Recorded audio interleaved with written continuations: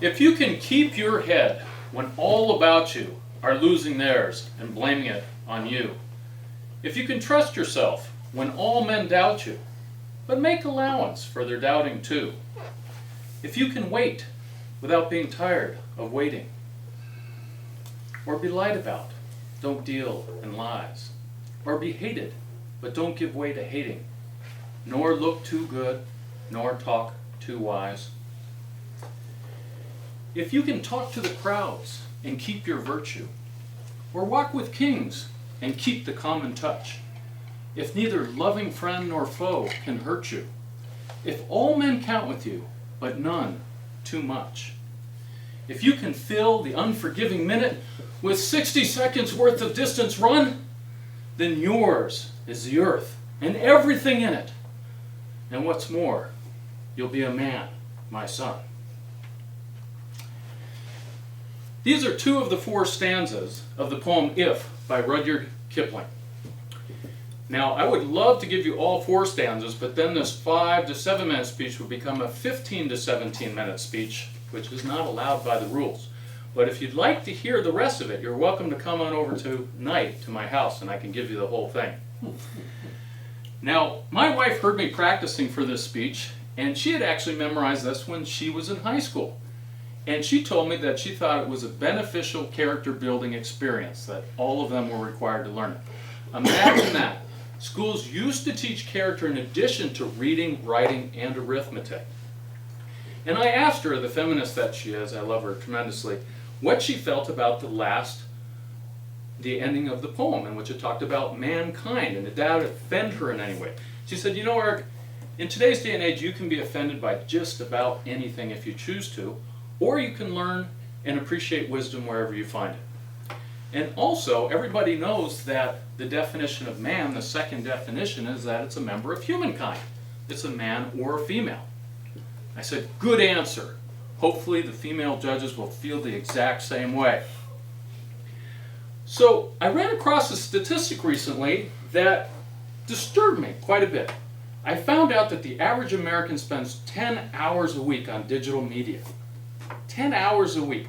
4.5 hours on the TV, about 3 hours on their cell phone, an hour and a half on radio, and then the rest on their computers.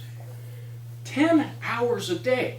I mean, if you're sleeping 8 hours a day, that only gives you another 6 hours to eat, go to the bathroom, work, and pay your taxes. Doesn't seem like that's enough time to pay your taxes.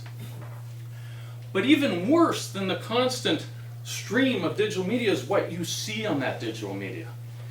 There are plenty of people who have talked over the years about the constant stream of sex and violence and drug usage and the vilification of religious principles that they're constantly exposed to, that they're being bombarded with. It's everywhere. It's everywhere. There are statistics that show that the average American teenager in 1 week will see 143 cases of sex on the TV or on their music videos. 143 times a week. 80% of those not between married couples. That's a lot. And what do you think the results of that might be? Well, we actually have a pregnancy rate in America of 2 to 7 times higher than teenagers in other countries. 2 to 7 times higher. And we have divorce, and we have lots of other bad things that we should probably not be encouraging. What about drugs? I've talked before about the fact that we lose 70,000 people a year to opioid poisoning in this country. We lost 69,000 over 15 years in the Vietnam War. We're losing 70,000 a year through drugs. Sex, drugs, violence. How often do we open up a piece of paper or look on TV and we see another school shooting? There's violence everywhere. We've experienced that even this week. And then how often do they show people who actually have religious devotion other than as a villain? We see a lot of terrorism. We see a lot of Muslim villains. It's a constant stream of negativity. So what's the answer? What can we do? It's hard to turn off. We're attracted to it. We like it. I like violence. I like watching violence all the time. I don't go off and do a school shooting. I like seeing the depiction of other people doing certain types of stuff, and I don't immediately go out and do it. But it's an addiction. We see 10 hours a day of it, and it's swamping our normal values. So what do? What can we do? Here's a solution. Turn it off. Turn it off. Reclaim our family values. Go out and have a party. Go see a friend. Talk to your loved ones. Play a game like charades. We all grew up with all of those games that are sitting in our closet that we haven't used. I recently talked to my son. I said, let's go on a bike ride together. He looked at me like I was punishing him. I said, go get the bike ready, pump up the tire. And then he looked like I was trying to get him to design the next space shuttle. I said, no, you're just pumping up a tire. We're going to go and have some fun on the bike. We have to reconnect with our loved ones. We have to try and bring them back into the family. Have family meals. Do fun stuff together. Play an instrument. Read a book. Do something that builds our minds, builds our relationships, builds our values. Don't let the oligarchs decide what we're going to be programmed with.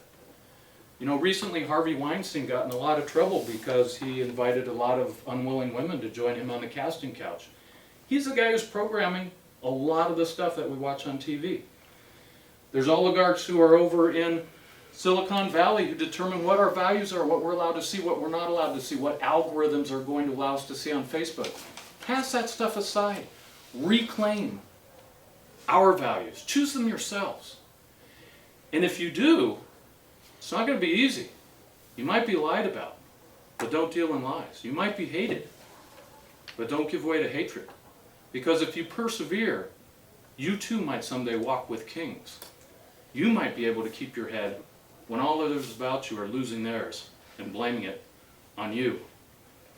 So reclaim our moral heritage. Reclaim our family values. Reclaim those relationships that matter to us. For ultimately, we are the drivers of our destiny.